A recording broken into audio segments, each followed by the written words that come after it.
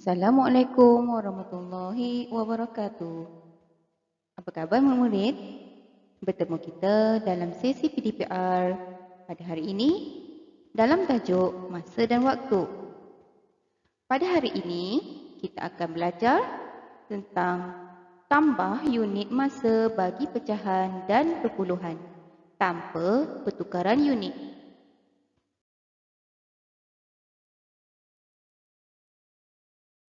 Baiklah murid-murid, sekiranya unit yang diberikan di dalam soalan adalah sama dengan unit yang dinyatakan dalam jawapan, murid-murid hanyalah perlu selesaikan nombor yang diberikan. Contohnya, dalam pecahan ataupun dalam perpuluhan. Bagi menyelesaikan soalan yang diberikan dalam pecahan, murid-murid perlulah yang pertama, melihat penyebut terlebih dahulu. Ini kerana penyebut perlu sama untuk kita melakukan operasi tambah. Sekiranya penyebutnya adalah berlainan, murid-murid perlu samakan dahulu penyebutnya. Yang pertama, murid-murid boleh selesaikan dengan cara membuat sifir di sebelah tepi. Cari gandaan sepunya terkecil dan bulatkan. Kemudian, darabkan pengangka dan penyebut dengan nombor yang telah kamu kenal pasti. Seterusnya, tambahkan mengikut jenis nombor. Nombor bulat ditambahkan dengan nombor bulat. Kemudian, pecahan ditambahkan dengan pecahan. Akhir sekali, sekiranya pecahan yang ada pada jawapan adalah pecahan tidak wajar, di mana pengangka adalah lebih daripada penyebut, murid-murid dikehendaki menukarkan nombor tersebut kepada nombor bercampur dengan menggunakan operasi bahagi.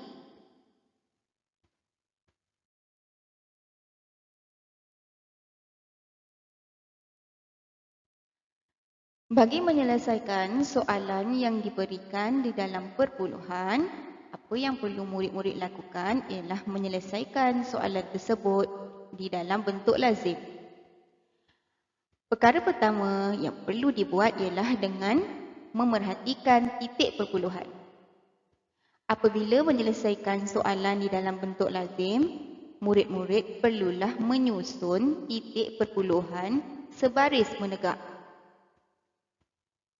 Ini untuk memastikan nombor-nombor tersebut disusun mengikut nilai tempat yang betul. Sekiranya ada nilai tempat yang tidak diberikan, murid-murid perlu samakan bilangan tempat puluhan, tambahkan angka sifar. Jika nombor yang diberi adalah nombor bulat, murid-murid perlu tukarkan nombor tersebut kepada nombor perpuluhan. Titik perpuluhan hendaklah diletakkan di belakang nilai tempat sah. Kemudian letakkan angka sifar di belakang titik perpuluhan. Contohnya, 7 jam bersamaan dengan 7.0 jam. Letakkan titik perpuluhan di belakang 7. Ini kerana 7 adalah nilai tempat sah. Contoh yang kedua, 6 abad. 6 abad sama dengan 6.0 abad. 6 abad adalah nombor bulat, manakala 6.0 abad adalah nombor perpuluhan. Kedua-dua nilai ini adalah sama nilainya. Cuma yang berbeza adalah bentuk nombor tersebut.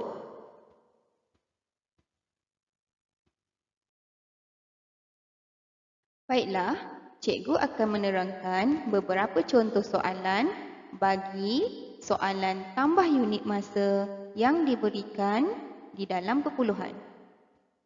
Mari kita lihat soalannya.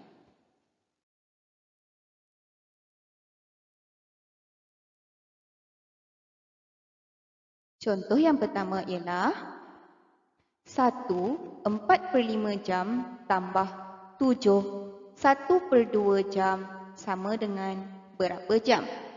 Jika diperhatikan pada soalan ini, unit yang diberikan dalam soalan dan unit yang diminta di dalam jawapan adalah sama, iaitu unit jam. Ini bermakna murid-murid tidak perlu menukarkan unit. Apa yang kita perlu lakukan ialah hanya menyelesaikan nombor-nombor yang ada pada soalan. Nombor yang diberi pada soalan ialah pecahan. Lihat pada penyebutnya, sama ataupun tidak. Penyebutnya tidak sama kerana penyebutnya 5 dan juga 2. Ini bermakna murid-murid perlu menyamakan penyebut terlebih dahulu untuk menyelesaikan soalan ini. Bagaimana untuk menyamakan penyebut? Caranya ialah dengan melihat gandaan sepunya bagi 5 dan 2. Buat sifir 5 dan 2 di sebelah tepi.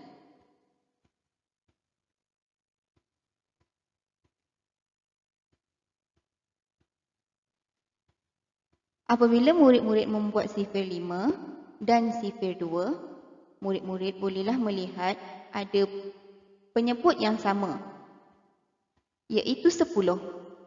Ini bermakna pecahan yang akan digantikan ialah 10. 10 adalah gandaan sepunya terkecil bagi 5 dan 2. Dan 10 akan dijadikan penyebut yang baharu. 5 akan didarabkan dengan 2, manakala 2 pula akan didarabkan dengan 5. Lihat pada langkah seterusnya. Tuliskan semula 1, 4 darab 2, 5 darab 2. Ini kerana 5 hendak dijadikan penyebutnya sebagai 10. Jadi kita perlu darabkan dengan 2. Manakala 7, 1/2 kita darabkan dengan 5 kerana 2 hendak dijadikan 10. Maknanya 2 perlu didarabkan dengan 5. Langkah seterusnya ialah murid-murid menulis semula hasil darab. 1, 4 kali 2 sama dengan 8, 5 kali 2 sama dengan 10. Seterusnya, 7, 1 kali 5, 5, 2 kali 5, 10. Apabila penyebut telah sama, murid-murid bolehlah menambahkan nombor-nombor ini mengikut jenis, iaitu 1 dan 7 yang dinyatakan dalam nombor bulat. Manakala 8/10 ditambahkan dengan 5/10 kerana kedua-dua nombor ini adalah pecahan. Lihat pada penyebut. Murid-murid hanya perlu tuliskan sekali sahaja 10 di situ. Manakala yang kita tambah adalah pengangkanya sahaja, iaitu 8 tambah 5. Selesaikan soalan ini seterusnya. 1 tambah 7 jam bersamaan dengan 8 jam. Manakala 8 tambah 5 sama dengan 13. Ini bermakna 8 jam tambah 13/10. Penyebutnya adalah 10. Murid-murid perlu perhatikan pada pecahan.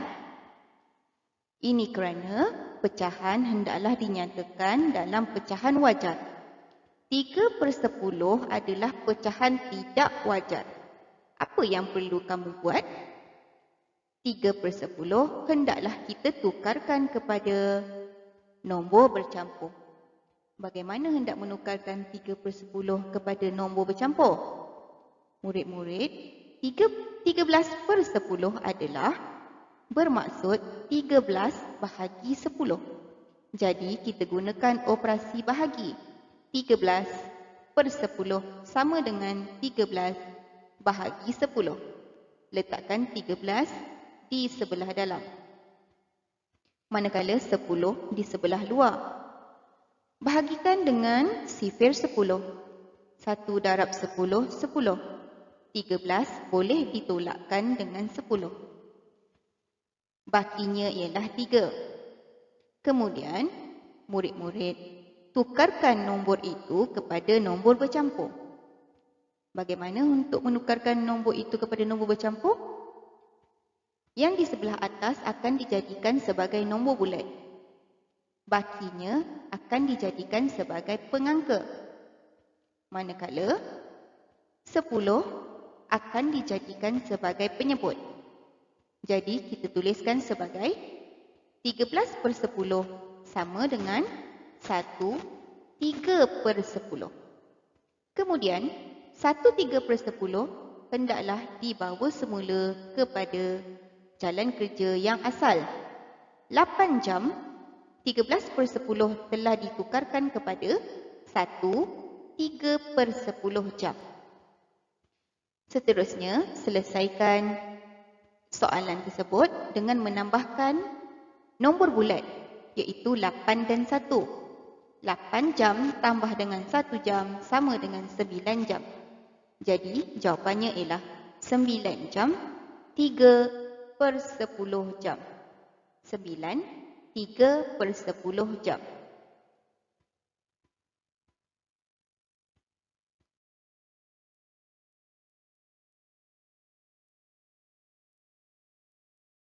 Baiklah, seterusnya mari kita lihat contoh yang kedua pula. 2/3 tahun tambah dengan 2/5/6 tahun sama dengan berapa tahun? Baiklah, unit yang diberikan di dalam soalan dan juga unit yang diberikan di dalam jawapan adalah sama. Murid-murid hanya perlu menukarkan nombor sahaja, iaitu penyebutnya mestilah sama. 3 dan 6 tidak sama. Jadi, kita perlu samakan penyebut terlebih dahulu dengan menggunakan kaedah gandaan sepunya. Buat sifir 6 dan sifir 3 di sebelah tepi. Semasa murid membuat sifir 6, murid tidak perlu membuat terlalu banyak. Cukup sampai 3 dahulu. 1/6, 2/6 dan 3/6. Semasa murid-murid membuat sifir 3, murid-murid perlulah perhatikan pada sifir 6. Jika ada nombor yang sama, murid-murid bolehlah bulatkan nombor tersebut. Dan ini bermakna nombor itu adalah nombor yang akan dijadikan penyebut bagi kedua-dua pecahan. Mari kita lihat apakah nombor yang akan dijadikan penyebut yang baharu. Ya, nombornya ialah 6. Ini kerana 6 adalah gandaan sepunya terkecil bagi 3 dan 6. Ini bermakna 6 akan dijadikan penyebut bagi kedua-dua pecahan tersebut. 2/3 akan didarabkan dengan 2, iaitu 2 darab 2 dan penyebutnya 3 darab 2. Ini kerana untuk menjadikan penyebutnya 6. 3 darab 2 sama dengan 6. Manakala 2/5/6 tidak perlu diselesaikan. Ini kerana penyebutnya sememangnya 6 dan tidak perlu diubah lagi. Seterusnya, murid selesaikan 2 darab 2 dan 3 darab 2, iaitu 4/6 tahun tambah 2/5/6 tahun. Seterusnya, kumpulkan nombor tersebut mengikut jenisnya. Nombor bulat dan juga pecahan. 4 tambahkan dengan 5 dan penyebutnya ialah 6. 4 tambah 5 adalah pengangka. Seterusnya ialah 2 tahun tambahkan dengan 9/6 tahun. 2 tahun adalah nombor bulat, manakala 9/6 adalah pecahan. Lihat pada pecahan. 9/6 adalah nombor pecahan tidak wajar. Seperti soalan nombor 1 tadi, murid-murid hendaklah selesaikan ataupun tukarkan nombor itu kepada nombor bercampur.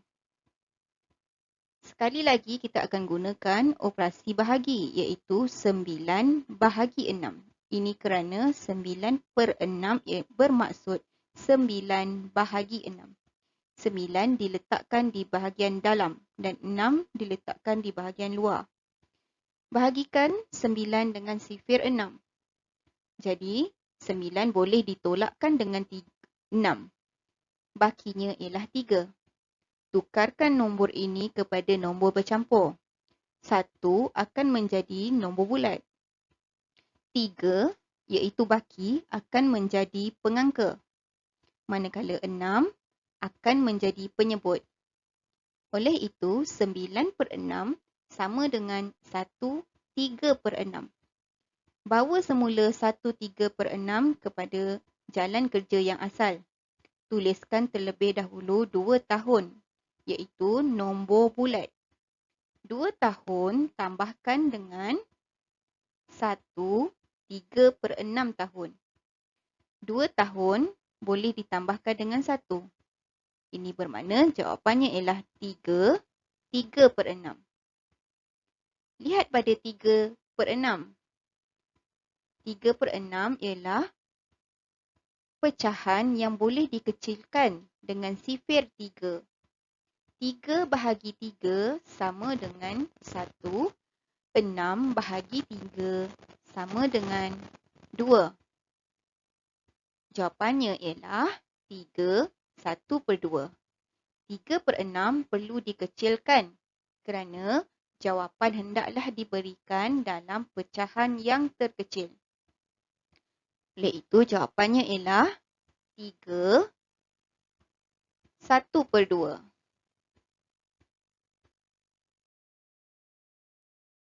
Murid-murid, seterusnya marilah kita belajar untuk menambah unit masa yang dinyatakan di dalam perpuluhan.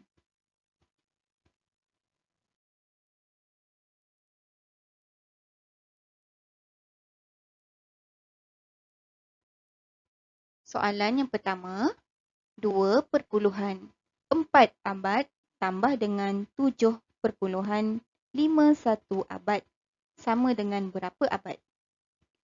Unit yang diberi di dalam soalan dan unit yang diminta di dalam jawapan adalah sama. Ini bermakna murid-murid tidak perlu menukar unit. Murid-murid hanyalah perlu menambahkan nombornya sahaja. Nombornya bolehlah dituliskan di dalam bentuk lazim. Susunkan nombor 2.4 dengan betul. Pastikan titik perpuluhan hendaklah disusun menegak. Lihat bagaimana cikgu menyusun nombor yang seterusnya.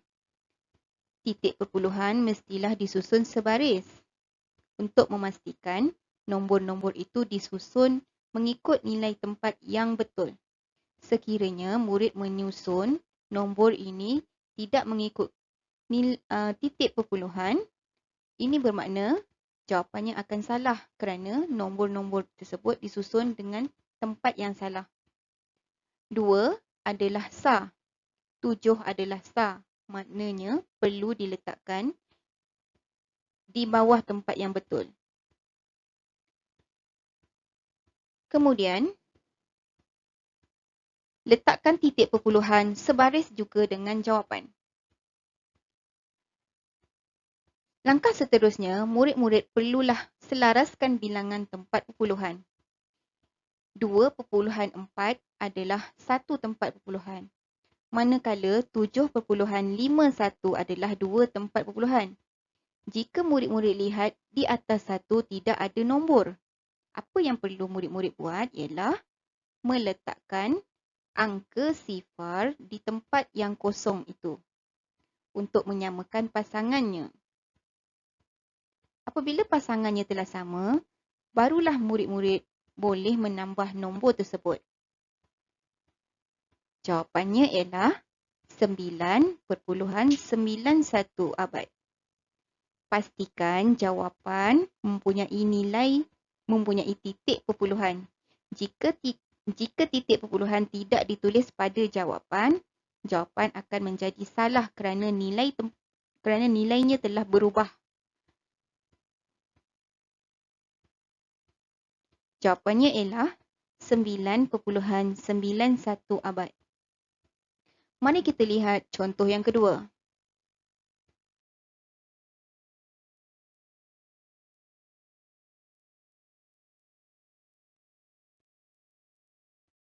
Enam hari tambah dengan 4.3 hari sama dengan berapa hari? Baik murid-murid, untuk soalan ini 6 adalah nombor bulat. 6 hendaklah ditukarkan terlebih dahulu kepada nombor perpuluhan. 6 hari sama dengan 6.0 hari. 6 adalah nombor bulat, manakala 6.0 adalah nombor perpuluhan. Nilainya adalah sama. Yang berubah hanyalah jenis nombor. Letakkan titik perpuluhan di belakang 6, kemudian tuliskan angka sifar. 6 sama dengan 6.0. Seterusnya, murid-murid boleh selesaikan soalan ini di dalam bentuk lazim. Ingat, seperti contoh yang pertama tadi, kita perlulah menyusun nombor-nombor tersebut mengikut titik perpuluhan yang betul. Susunkan titik perpuluhan sebaris menegak.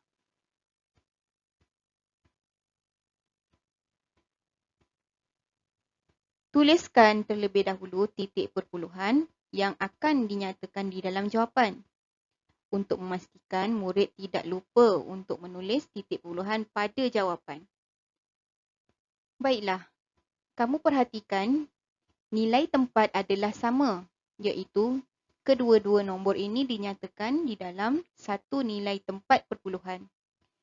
Sekiranya pasangannya adalah sama, murid-murid bolehlah selesaikan soalan ini. Jadi soalan ini jawapannya ialah 10.3 hari. Pastikan titik perpuluhan hendaklah ditulis di tempat yang betul.